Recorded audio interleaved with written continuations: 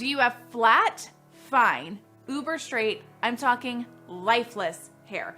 Are you in a constant fight for volume, body, or fullness? If you've watched any videos on my channel, you already know I have a lot of blow dry tips for the most fullness and body, but let's be real here, it's hard to get volume in our hair type. And since growing out my hair, I realized just how even more difficult it can be to get the fullness that one might want. So while traditional blow dryers and round brush can get you that fullness, it's a lot of work, and with my hair getting longer, I'm tired and I want the easiest option for getting my hair full without killing my arms and shoulders. I recently purchased Drybar Single Shot because I'm always searching for blow dry brushes that have an actual round brush. An actual round brush, I feel like is going to give you obviously more roundness, but also a little bit more lift and fullness. I think those who want a more sleeker look or have longer, thicker hair, the oval shape is great, but I find for my hair type, I'm just not able to get the shape and fullness that I really want is easily with an oval shape. So here I am trying out a new tool along with some tips for getting some volume with your blow dry brush. The Single Shot, it's a 2 1/4 inch barrel, so this hopefully should be good at creating that lift and bend I like to see in my hair, seeing as I use a 2-inch brush when using a regular dryer. So this is only slightly bigger. It has 3 heat settings. I'm going to be using this on high heat while also using the cool temperature setting to help set in each section to allow for maximum volume. I have washed my hair with a volume shampoo and conditioner, and I am using both a root lifter and volume mousse for my blow dry, as well as a blow dry cream for some extra protection. I am currently so obsessed with this blow dry cream from L'Oreal Professional. Their entire line they have is great, so let me know in the comments if that is a video you would like to see about why I love these products. If you are not a fan of using a mousse or root lifter, you can opt for a nice styling cream or thickening lotion, and I will leave some great options in the description below. I'm choosing to put my hair in multiple sections because when moving through my blow dry, I don't want any wet hair resting on my dry hair below. This part is optional, but I will show you a little bit more about that as we move through the blow dry. When you are drying your hair, the more you lift,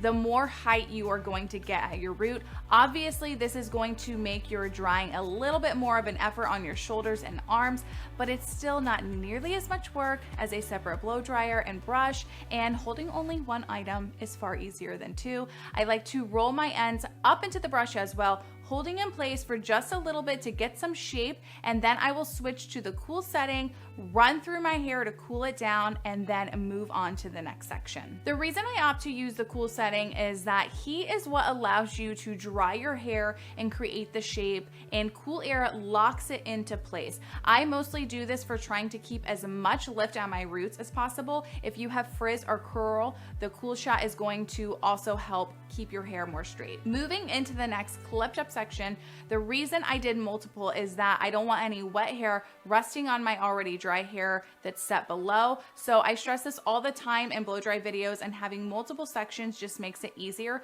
to let out the hair you need and then clip the rest of it back up, rather than just trying to clip up all your hair into one big section. As you work your way further up your head, you want to make sure that you are really over directing in your flatter or thinner sections. My right side always drives me crazy, so I try to lift and really round it out as much as possible. The crown section, it's also good to remember to really overextend and lift as well.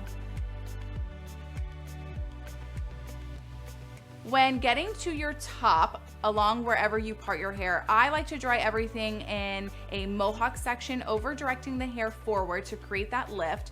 And once you have cooled your section, you want to let the hair out in almost a C shape movement, as that way it's going to keep as much fullness when letting your section out of your brush. Once you are done, I like to flip my hair around to see where it's going to lay best to have the most fullness. So here we have our final look. Nice fullness everywhere, making me a happy girl for my flat, fine hair. I do have to say I am impressed with the performance of the Single Shot.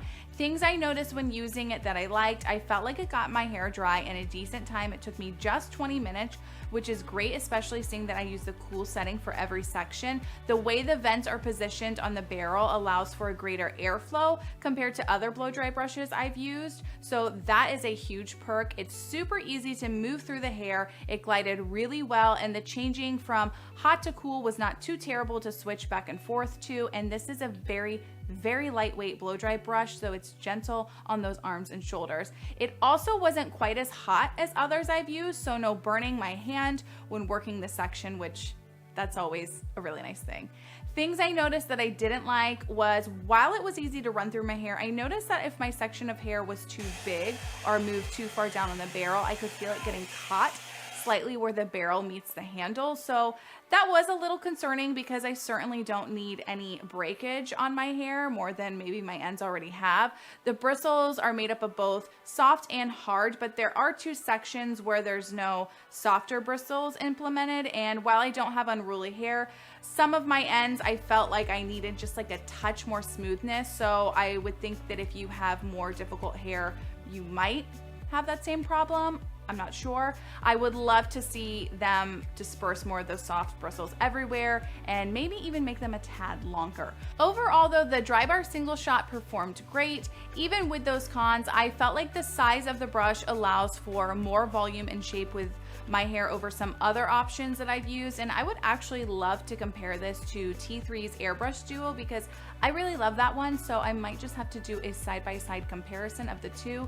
Let me know in the comments if that's something that you guys would like to see as well. So I hope you guys enjoyed today's video. The single shot will be linked below along with some of my top favorite product suggestions for all your fine hair volume needs. As always, please like, share, and subscribe, and I will see you guys next time.